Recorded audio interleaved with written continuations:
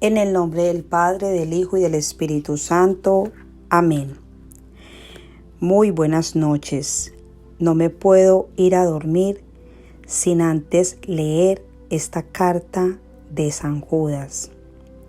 Porque hoy que lo recordábamos en su día, hicimos una novena pidiéndole favores. Y cuando estaba haciendo esa novena, me sentía yo como comprometida. Si este gran santo nos respondiera un favor, ¿qué pudiéramos hacer? Entonces yo me siento como comprometida a hacer algo antes de terminar este día, porque sí recibí un favor de San Judas hoy. Y ese regalo que yo quiero ofrecer es leer esta pequeña carta que él nos dejó. Quizás algunos no la habíamos leído, entonces lo quiero hacer para que quede como un recuerdo del favor y la intercesión de este gran santo apóstol. Quizás el Espíritu Santo quiso dejarnos la carta de Judas con el fin de que tuviéramos más admiración por los evangelios y otros escritos de los apóstoles. Hay que conocer la literatura de aquel tiempo para saber lo enredados y cuán fabulosos eran los libros religiosos, tanto de los judíos como de los paganos. En su comparación, los evangelios y Pablo parecen ser del presente siglo. Esta carta, que se presenta como escrita por el apóstol Judas Tadeo, debe haber sido redactada en los últimos años del primer siglo. Denuncia a los falsos maestros semejantes a los que se mencionan en las cartas a Timoteo y a Tito. Sin embargo, las comparaciones y ejemplos que usa provienen de los libros judíos de ese tiempo. La Iglesia no había definido todavía cuáles eran los libros inspirados por Dios, y los cristianos usaban, además del Antiguo Testamento, la literatura religiosa de los judíos, por ejemplo, el libro de Enoc, el testamento de los 12 patriarcas, la Asunción de Moisés. De ahí las leyendas sobre los tiempos antiguos que encontramos en esta carta. Con este ropaje, que nos parece algo anticuado, hay un llamado vehemente a mantener íntegra la fe de los apóstoles, lo que en aquel momento preocupaba bastante a la Iglesia. Por eso, algunos años más tarde, el autor de la segunda de Pedro se inspiró con más o menos habilidad en una parte de la presente carta. Judas, servidor de Jesucristo y hermano de Santiago, a los que fueron llamados a la fe, amados por Dios Padre y guardados en Cristo Jesús. Abunde entre ustedes la misericordia, la paz y el amor. Amadísimos, tenía un gran deseo de escribirles acerca de nuestra común salvación y me sentí obligado a hacerlo para exhortarlos a luchar por la fe que Dios entregó de una vez para siempre a sus santos, porque se han infiltrado ciertas personas que ya estaban inscritas para esta condenación, gente impía que hacen de la gracia de nuestro Dios un pretexto para su libertinaje y niegan a nuestro único dueño y Señor Jesucristo.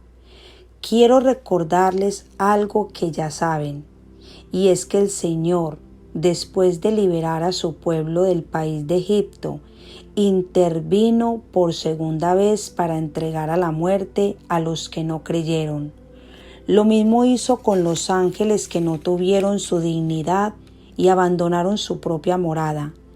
Dios los encerró en cárceles eternas, en profundas tinieblas, hasta que llegue el gran día del juicio. De igual modo sentenció a Sodoma, Gomorra y las ciudades vecinas que se entregaban a la prostitución y se dejaban llevar por sus instintos. Estas son ahora por su condenación una figura del fuego eterno. Así también estos hombres se dejan llevar por locuras parecidas, envilecen sus cuerpos y desprecian a las autoridades celestiales. El arcángel Miguel, cuando pleiteaba con el diablo, disputándose el cuerpo de Moisés, no se atrevió a pronunciar contra él ninguna palabra de insulto, sino que sencillamente dijo: que el Señor te reprenda. En cambio, esa gente insulta y desprecia todo lo que no pueden entender y lo que conocen por instinto, como los animales lo utilizan para su corrupción. Pobres de ellos, siguen los pasos de Caín, se extravían por causa del dinero al igual que Balaam, y se pierden como el rebelde Coré. Echan a perder las comidas de fraternidad que celebran ustedes, pues no piensan más que en sí mismos y comen desvergonzadamente. Son como nubes arrastradas por el viento que no dan lluvia, árboles que no dan fruto al final del otoño y que ya están muertos antes de ser arrancados de raíz. Olas embravecidas del mar que arrojan la espuma de sus vicios, estrellas errantes a las que esperan las tinieblas eternas. El patriarca Enoc, el séptimo después de Adán, dijo de ellos estas palabras: el Señor viene con miles de ángeles para juzgar a todos, pedirá cuentas a los que se burlan del bien por todas las veces en que se burlaron y castigará a los pecadores enemigos de Dios por todas las palabras injuriosas que profirieron. Son descontentos y frustrados que solo tratan de satisfacer sus pasiones. Su boca está llena de palabras altisonantes y con ellas quieren impresionar a la gente para su propio provecho.